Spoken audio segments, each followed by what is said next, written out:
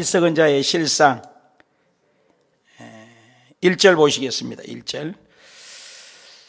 우리 1절 한번 읽으십시다. 어리석은 자는 그 마음이 이르기를 하나님이 없다 하는도다. 그들은 부패하고 그 행실이 가증하니 선을 행하는 자가 없도다. 여기서 어리석은 자, 제목도 뭐예요? 어리석은 자의 실상 그랬습니다. 누가 어리석은 사람이 있겠습니까? 풀 이렇게 영어로는 표현하는데 지식이 좀 모자란 사람, 어리석구나, 부족하구나, 그런 어리석음을 얘기한 것이 아닙니다. 사무엘상 25장 25절에 보면 나발이라는 사람이 있는데, 나발이라는 단어입니다. 공교롭게도 나발이라는 단어는 똑같이 어리석다, 악하다, 부족하다 이런 뜻인데, 부인은 아비게일이라고 참 미인 여인을 갖고 있습니다만은 누가 남편을 잘 알겠습니까? 아내죠. 누가 아내를 잘 알겠습니까? 남편이죠. 근데 아비가일이나 아내가 남편을 표현하기를 참 어리석다, 나발이라는 단어입니다. 어리석다. 그래서 하나님을 경외하지 않는 것을 여기서는 어리석음으로 표현합니다. 전쟁터에 나가서 용사들에게 도움을 달라고 다윗이 요구할 때 나발이라는 사람은 자기 구복만 채우고 도움을 주지 않습니다.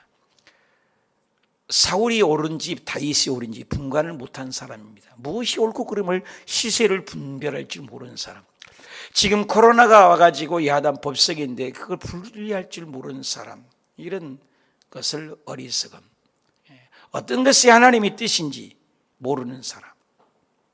어리석은 사람은 이르기를 하나님이 없다. 여러분, 고대 사회에서 하나님이 없다 하는 것은 이것은 말도 안 되는 것입니다.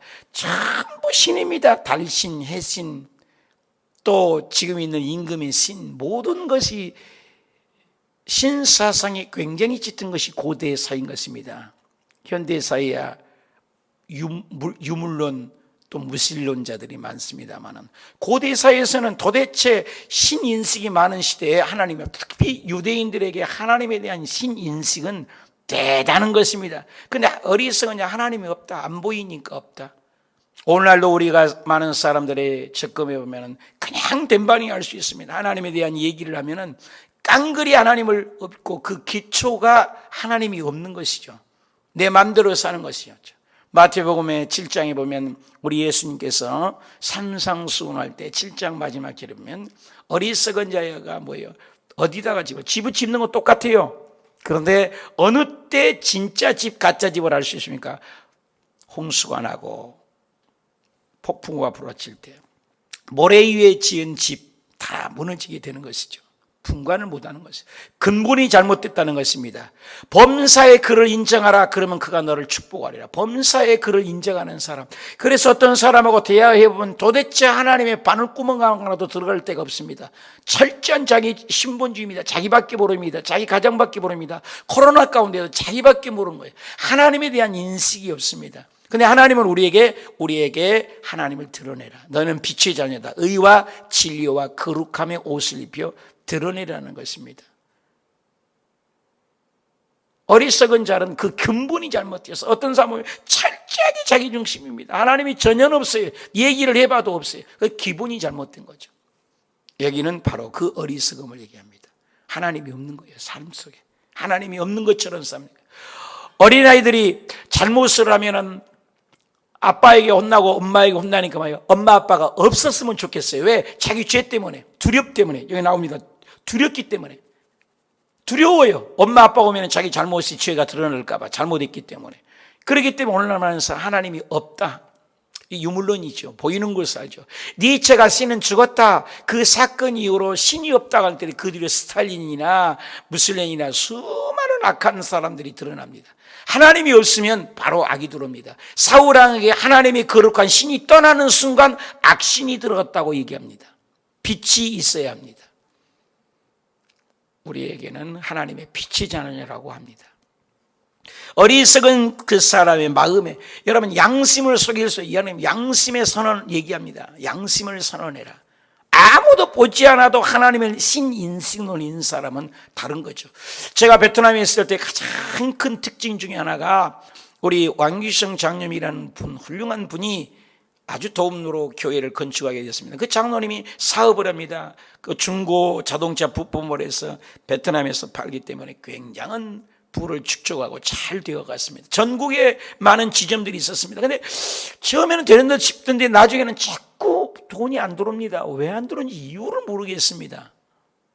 대화도 안 통하고 베트남 말이 4성조, 5성조라 굉장히 발음이 어렵습니다.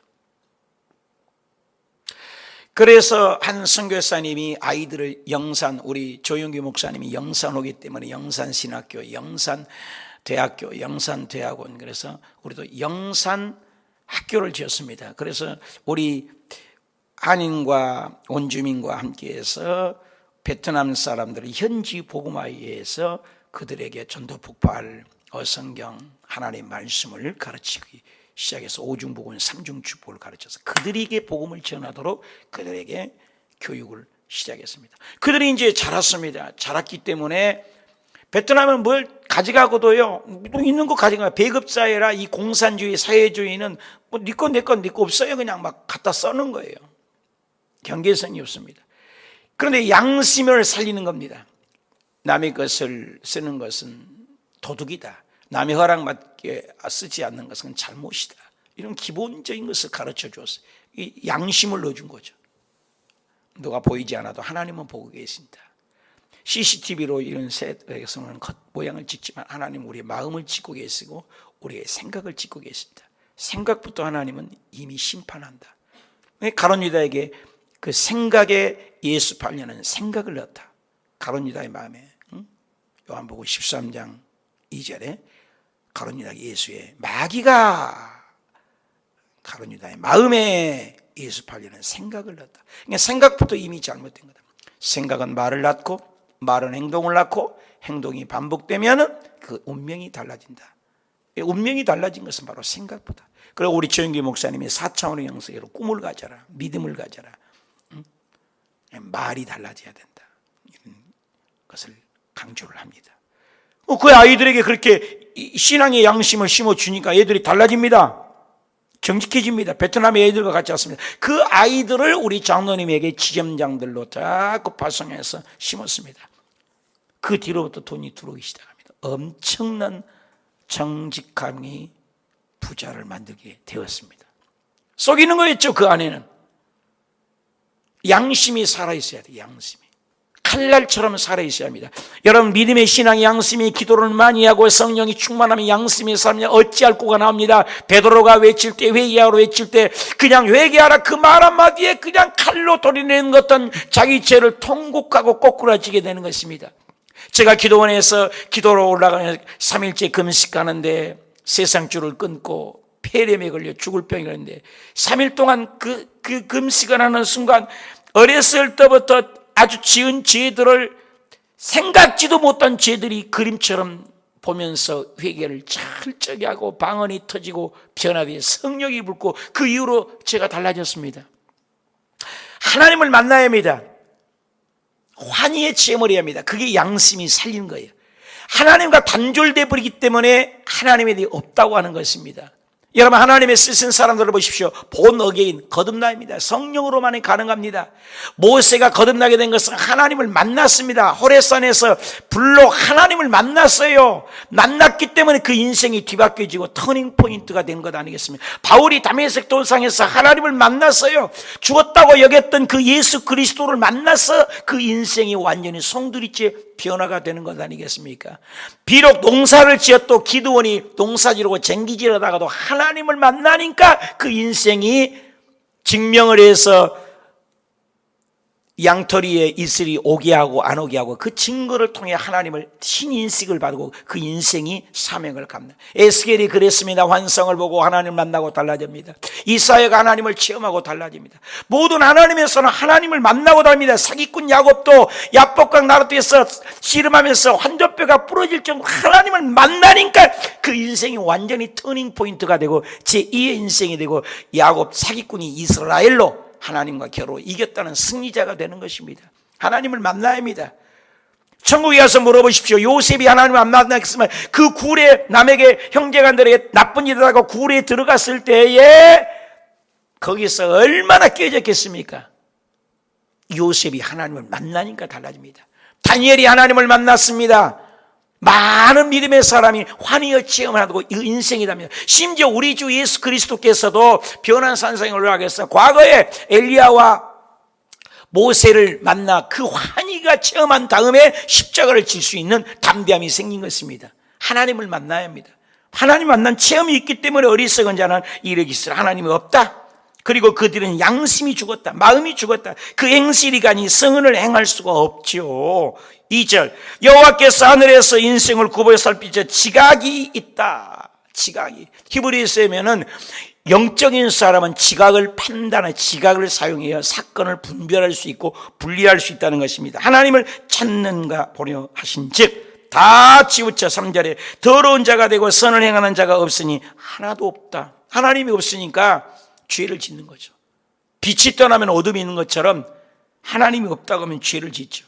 4절 죄악에 행하는 자는 다 무지하냐. 그 떡을 먹듯이 내 백성을 먹으면서 여호와를 부르지 않습니다. 여러분, 계시의 종교랍니다. 그래서 하나님이 열려줘야 돼요. 아포칼립스, 하나님이 열려주지 않으면 오늘 알 수가 없어요. 내가 하나님을 믿는 것 같아도 하나님 우리를 찾아오셔야 합니다. 베드로에게 하나님을 찾아가야 합니다. 삭개오에게 하나님을 찾아가야 합니다. 수과성녀에게 하나님이 찾아가야 합니다. 우리에게도 하나님이 찾아오셔야 합니다. 도대체 죽을 때까지 하나님을 만나지 않고 찾아오지 않으면 우리 하나님을 알 수가 없습니다.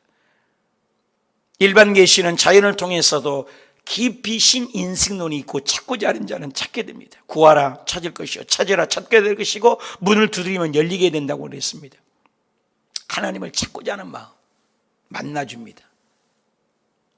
요즘에는 무슬림에서도 하나님을 만나는 케이스가 참 많다고 그러지 않습니까?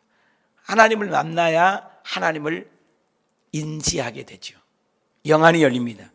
우리는 죄 아담 이후로 아담에게서 보십시오. 하나님을 떠나는 순간 에덴에서 쫓겨났습니다. 아담이 하나님의 죄악을 짓는 순간 하나님과 단절됐어요. 그래서 하나님과 단절되니까 땅에는 가시와 엉겅퀴가 나고 하나님하고 단절되니까 사람의 관계가 부끄러움의 수치가 드러나고 하나님 관계가 단절되니까 사람을 인정하지 않고 가인 살인사건이 바로 사장에 드러납니다. 그리고 가장 무서운 것은 하나님과 단절되니까 죽음이 온 겁니다. 처참한 것이죠. 그런데도 깨닫지 못합니다. 그래서 특별 계시 예수 그리스도와 말씀을 통해서 하나님을 계시 주는 것입니다. 에리 프롬이라는 책이 있습니다. 철학자 또 철학의 인문학에 볼 때 비교 종교학에서 배우는 책 제목이 생각해요. 소유냐 존재입니다. 이 많은 사람들은 소유에 대해서 관심이 많습니다. 이 존재를 모릅니다. 나는 어디서 왔는가? 근본을 모른다는 것입니다. 관계라는 것이요. 소유의 풍성함, 어리석은 자. 누가복음에 보면 16장에 보면 어리석은 자를 배우러 등 따스고 많이 있으니까 먹자, 취하자, 마시자. 어리석은 자에게 이르기를 오늘 중에 네 영혼을 취해버린다면 네가 네 것이라고 하는 것이 누구 것이 되겠는가? 영의 세계가 있다는 거죠. 보이는 것이 전부가 아니라는 것입니다. 소유냐 존재냐.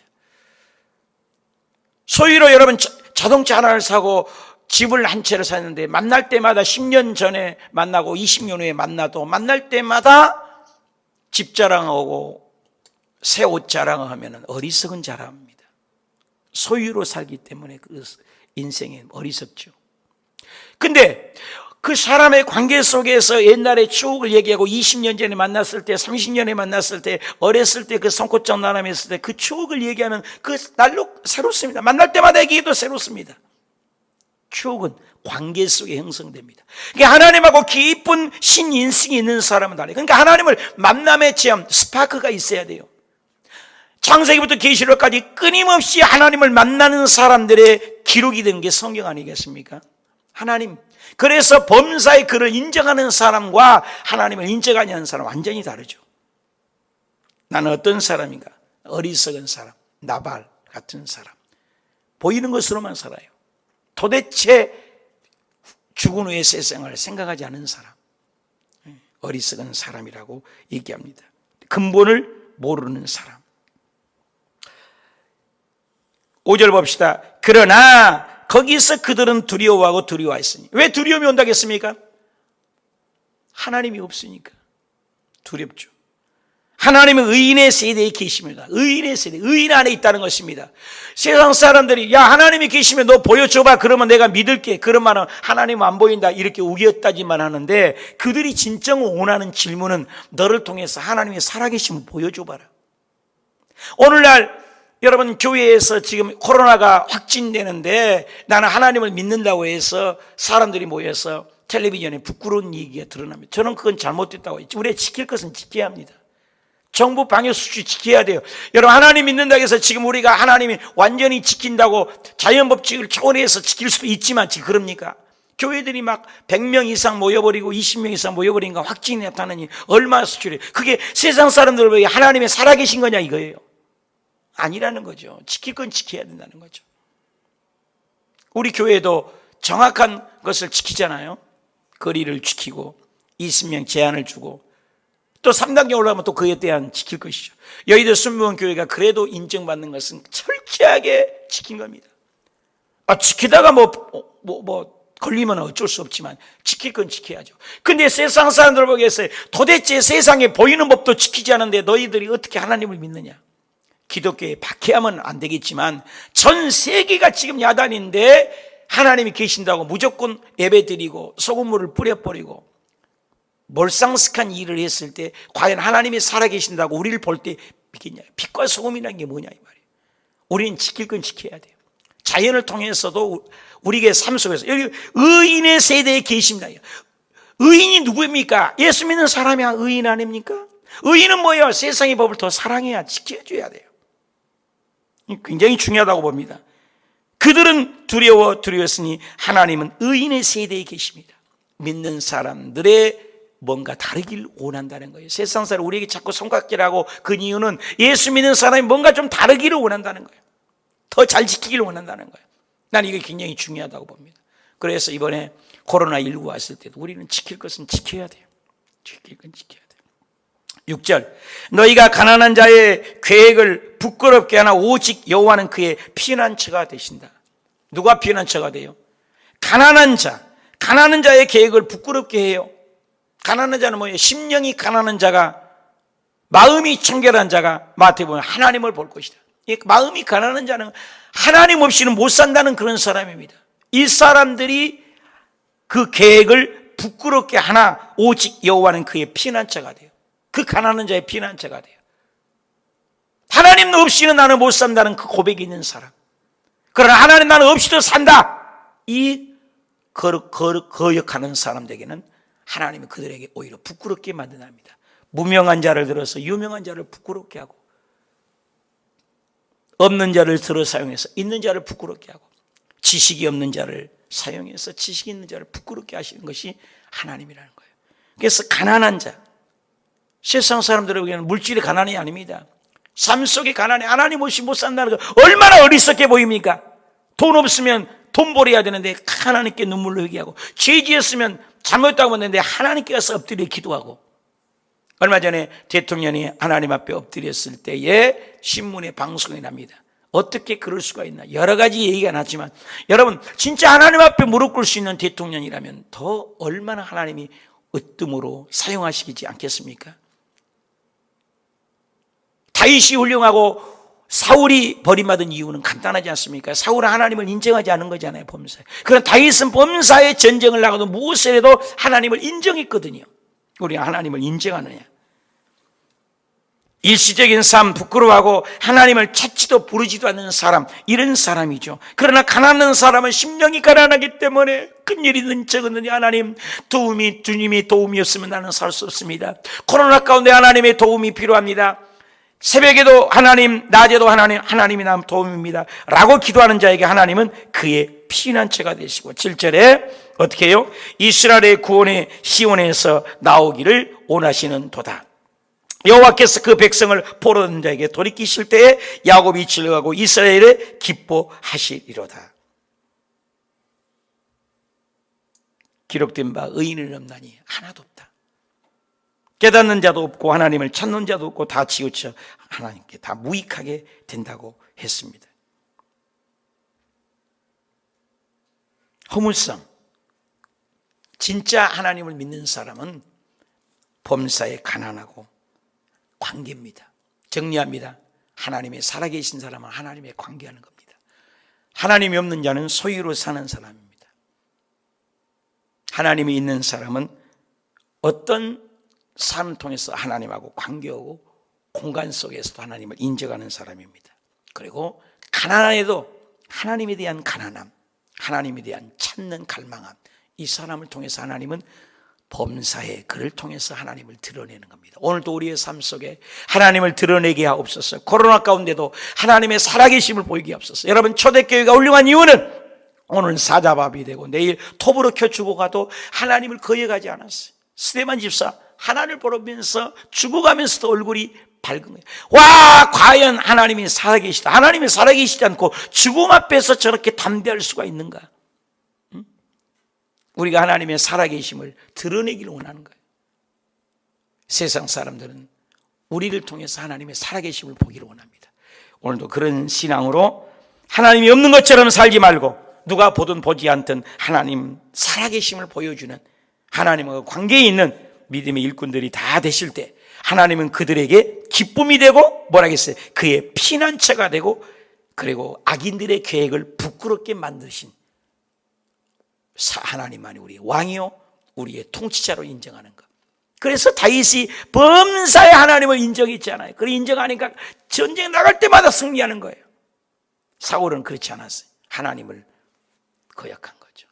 창세기부터 계시록까지 우리는 하나님을 인정하는 사람을 어린 양을 흘리신 피